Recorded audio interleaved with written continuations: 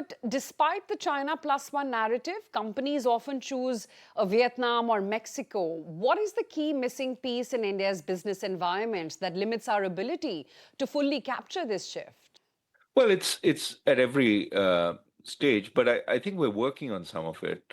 Logistics, as I said, has improved tremendously in India. The quality of infrastructure is much better.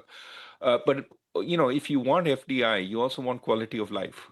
And this is where, having a gas chamber that Delhi has become as your capital city is not good advertisement. Of course, other cities are much more livable at this point, but it is something to pay attention to. Bangalore, everybody complains about the traffic. So quality of life is another issue. Business certainty is important. I just saw an academic who told me about this paper they were working on, which suggested that the Vodafone retrospective taxation did have a tremendous negative effect on FDI.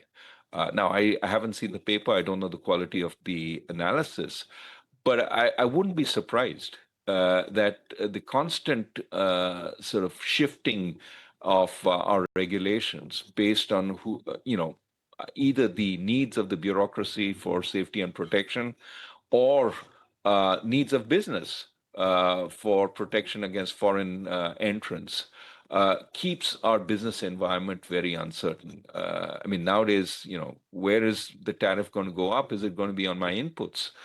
We need a stable tariff regime at moderate, very moderate tariffs rather than at high tariffs if we are going to be part of a global supply chain.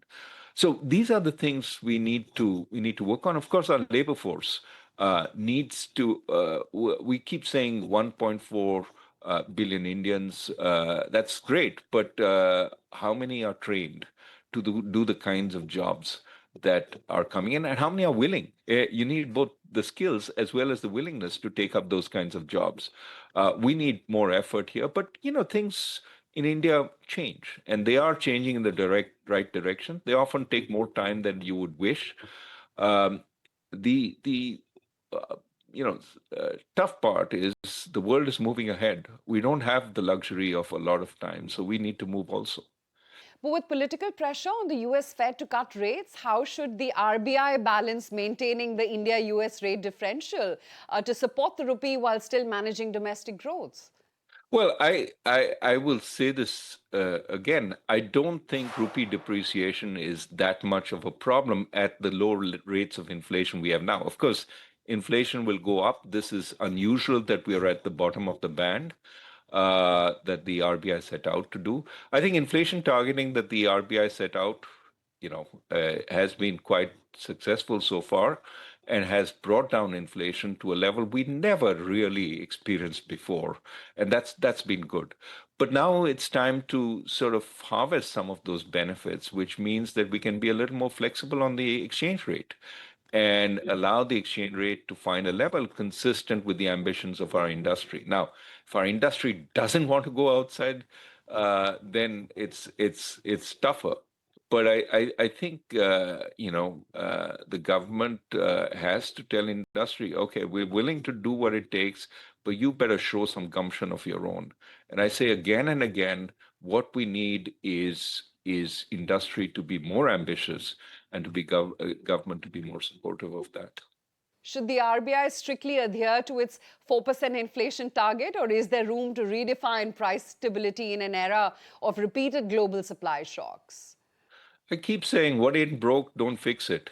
We've successfully targeted inflation. When I started, nearly 10 years ago, actually over 10 years ago, 12 years ago, people didn't believe we would have a reasonable inflation targeting regime.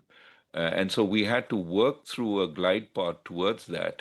And then we've stuck. And this is one of the successful institutions we have built. Why break it at this point when it's working really well? Industry will come up again and again and say, oh, interest rates are too high. There's never been a point where industry has been satisfied with interest rates. The issue is not interest rates. The issue is inflation, which hurts our people tremendously. and it's important to keep inflation contained.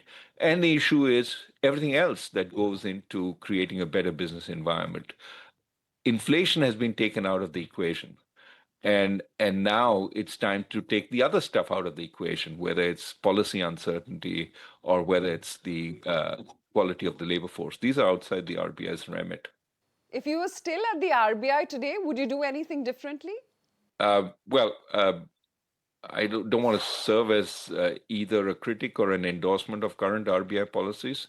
I would say where we are is pretty good. Okay, Dr.